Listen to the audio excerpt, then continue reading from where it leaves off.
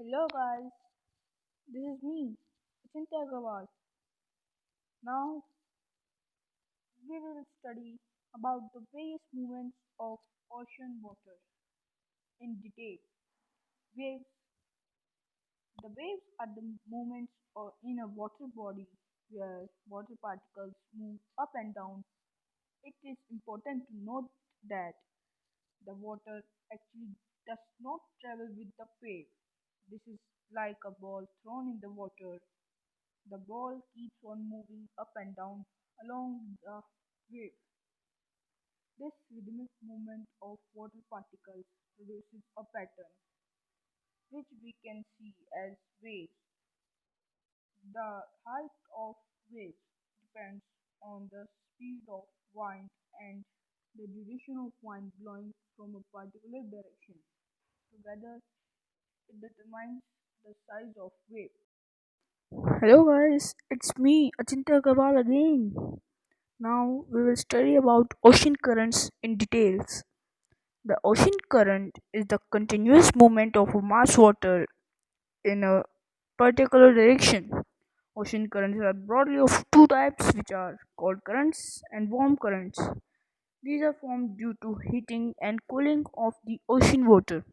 We know that cold water is denser than warm water. Due to high density of cold water, it sinks down below the warmer water. Thus, the cold water of the polar region moves slowly toward the equator along the bottom of oceans. The warm water near the equator moves along the surface of the ocean towards the poles. In the given map, you can observe the distribution of some major ocean currents in the world. These currents tend to move towards the right in the northern hemisphere and towards the left in the southern hemisphere.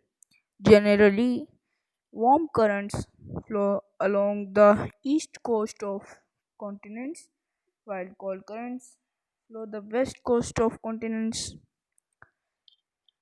The ocean currents play an important role in influencing the climate of the coastal regions of the continents. If a warm current passes along the coast, it raises the temperature and makes the place warmer than the surrounding areas. Similarly, cold currents make the adjoining coastal region colder, warm, and moist.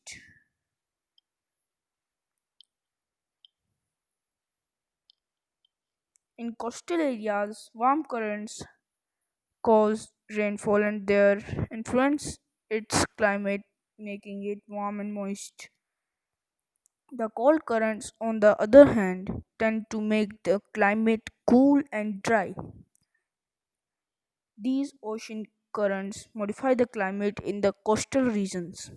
Another interesting characteristic is that the confluence of warm and cold currents provide ideal conditions for plentiful growth of plankton.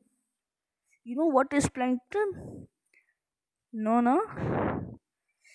It is the food of marine life. These areas serve as major fishing grounds, encouraging trade and commerce. The ocean currents also help in navigation. So, if we go outside in the water, we can navigate ourselves watching the ocean currents. Hey, it's time to study about tides. Tides are the periodic rise and fall in the level of ocean water. They are caused due to gravitational pull of the moon and the sun. Tides occur twice a day. It means there are two times to view tides in a day. When the level of water rises, it is a high tide, and the level of falls, it is a low tide. Sometimes high tide enables big ships to enter the harbor of or sail out of the harbor. Kolkata port in India is an example of tidal port. Nowadays, tidal energy is harnessed to generate electricity in the coastal areas.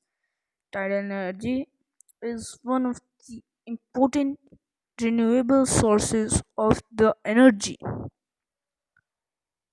Thank you and have a nice day.